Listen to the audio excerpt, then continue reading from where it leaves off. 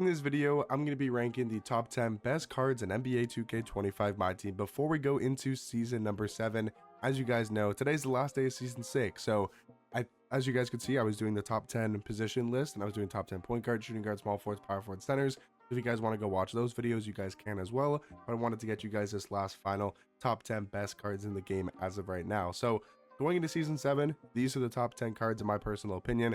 At number 10, I do have 100 overall Shai, 6'6" point guard, 6'11" wingspan, and obviously these cards are all going to be great stats and badges. This list is full of invincible and 100 overall cards. There's not a single dark matter that makes the list, even though there's really good dark matters like Beasley, Dikembe, right? Those cards are insanely good, but I just don't think they're top 10 cards in this game because, I mean, you got Shai Gilgeous-Alexander, who is just an absolute beast of a point guard. He's got a really good jump shot. Pro 2 fade's the best fade in the game, or one of the best fades. He's got the best dribble sigs in this game. His movement is really good. His jump shot's good. His defense is top tier. He's a great slashing card. He gets great standing dunk animations. I mean, what else do you want more from 100 overall Shai? I don't think he's like the best point guard in this game anymore because we've gotten so many good point guards over the past week or so, over the past 2 weeks. And I think Shai's dropped a lot on the point guard list, but I still think he's top 10 and the 10th best card right now in my team. Number 9, I do have another 100 overall card, and that's going to be 100 overall Wilt. I don't think he's better than any of the invincible cards, and we'll talk about obviously all of the invincible cards here in a second. But I do think Wilt, because of his size at the power forward position, because he has an 8-foot wingspan, and because of the defense he plays in game, not even necessarily with his stats and his badges, because all of these cards are going to have 99 defensive stats and have pretty much every single Hall of Fame defensive badge. That's not the reason why Wilt plays good defense. It's because he's got a great player model, he has an 8-foot wingspan, and he just gets really good defensive animations, and that's a huge reason why this Wilt is a top 10 card, is because of his defense. His jump shot is also great though.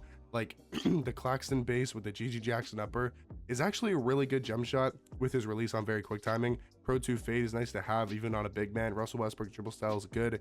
Kemba escape, so he's able to move like a little bit if you need him to. You know, maybe attack a closeout he can do and just drive to the basket if he needs to.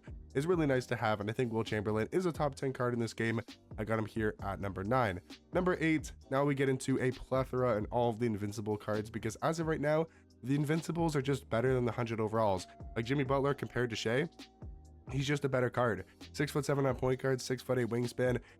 It's not like the stats are much different, but there's not much of a difference there between the stats of a 100 overall card and an invincible. But when you're talking about an invincible card, they have 12 legend badges, so that's a huge upgrade over the no legend badges that Shai has, for example, at the point guard position.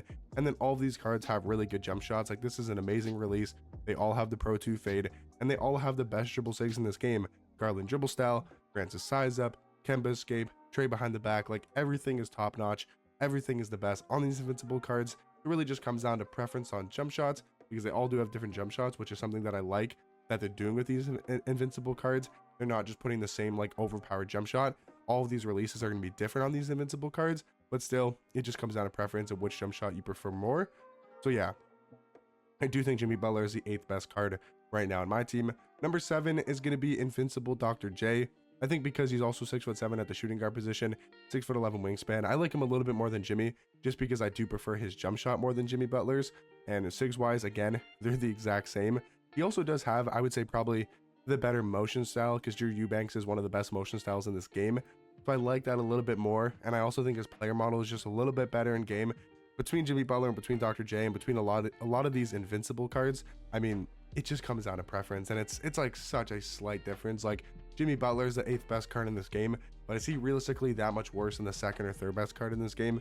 Not really. Like, I mean, these invincible cards are all so good, but I do have Dr. J as the 7th best. Number 6 is going to be invincible Kevin Durant. Pretty much the only reason why he's over Dr. J is because of his size. He's 6'10" at shooting guard with a 7'5" wingspan, and to me that makes a huge difference. Like, having that defensive ability because of his size at the shooting guard position, like, he's going to play better defense in game than Dr. J, not because of his stats, not because of his badges, but because that he's 6'10" at the shooting guard position compared to Dr. J, who's only 6'7" with a 6'11" wingspan, compared to 6'10" with a 7'5" wingspan. Makes a huge difference. Animations wise, I think I still prefer Dr. J's jump shot, but I mean, this is a really good jump shot on KD. He also has his own fade, so that definitely comes down to preference if you like the KD fade more, or if you like the Pro 2. Again, comparing KD to Dr. J is basically the same card. It really just comes down to preference.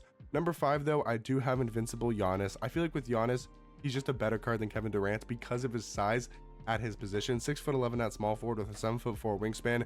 And the thing about this Giannis card is he is going to play better defense than any other card on this list besides like 2 names, and that's because he actually does have really good legend defensive badges, I should say. Like, he has legend brick wall, he has legend immovable forcer, interceptor, on ball menace, paint patroller, post lockdown.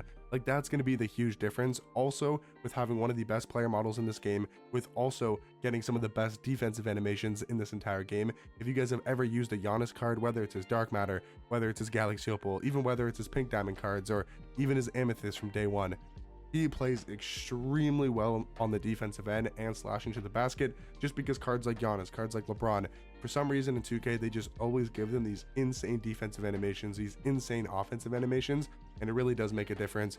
Giannis' jump shot is also great. He's got Pro 2 fade, and he's got the best dribble sigs in this game. So once again, I mean, his sigs are damn near perfect. Like, these cards' animations are perfect. These cards are perfect.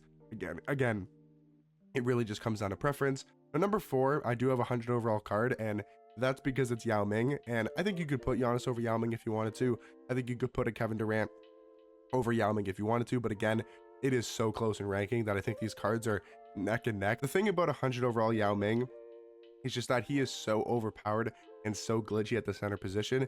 He is a 7'6" center with a 7'9" wingspan, and he has 97 speed, 97 agility. On a Yao Ming card, that is ridiculous to have, and he just plays so overpowered in game. His animations on the interior are unstoppable. He feels like an unstoppable force that feels unstoppable with his speed and also his jump shot being very good. And I just think Yao Ming, the defense and the size that he provides, makes him a top 5 card. I do have him here at number 4. Now, number 3, I think number 3 and number 2 is very close in comparison. I have number 3 Invincible Jokic, and number 2 I do have Invincible LeBron. Now, both of these cards can play the point guard position, and I think both of these cards are extremely overpowered. I would say LeBron is probably better at his secondary position than Jokic is. Like, I would rather run LeBron at small forward than I'd rather run Jokic at center. And I think that's a slight reason, again, why I'm putting LeBron over Jokic. I do think Jokic is, or I think LeBron is the better point guard, in my opinion, compared to Jokic, but I do think it is so close in ranking, and I just prefer LeBron's jump shot a little bit more. And like I was talking about with Giannis, I just feel like LeBron gets those insane defensive animations that maybe Jokic doesn't get as much and isn't as overpowered. Also, slashing to the basket, I can promise you guys, LeBron gets better dunking animations. He is just so much more powerful at going to the rim. But in my opinion, guys, the best card in this game, without a doubt, and he probably will be the best card in the game until we start getting GO cards, and we'll have to see what those GO cards look like. But until we get GO cards, I mean, this will be the best card in this game. 7'4" at power forward, 7'8" wingspan, and that is going to be, of course, Invincible Victor Wembanyama with an amazing jump shot, Pro 2 fade. They gave Wemby the best dribble sigs in this game. I mean, you guys know how overpowered the Galaxy Opal is. You guys know how overpowered the Pink Diamond is. Take that and times it by like 1,000, and that's pretty much the Invincible card. He is the best card in my team, and he is just so unstoppable and so amazing. But let me know what you guys think about my top 10. What would you guys change about it? And I'll catch you guys in the next one. Peace.